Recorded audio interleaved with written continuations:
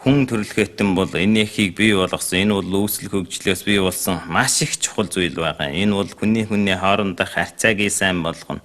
Бас нөгөө талаараа бол хайрын их ундраа байдаг. Мөн ч одоо байгаа л ихээс одоо хүн төрөлхөйтэнд олгосон хамгийн сайн эрүүл жилийн эм шүү дээ, тийм ээ.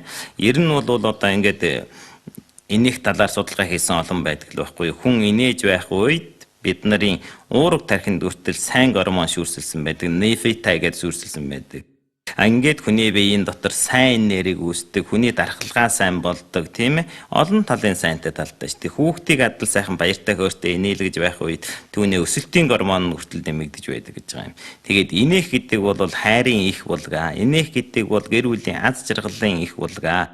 Иймээс бид нар байнга одоо тийм гэр бүлтэй тийм баяртай сайхан инээдтэй ханиадтай сайхан амьдрах хэрэгтэй байхгүй юу? Энэ бол чухал тийм ээ.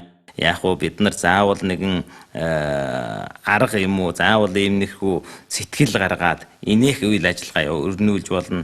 Гэртээ инээдтэй байх нь их чухал шүү дээ тийм ээ. Тэгээд одоо энэ сайхан олон гэр бүлүүд, олон сайхан хүмүүсүүд сайхан инээдтэй, баяртай, хөөртэй сайхан амьдраарэ.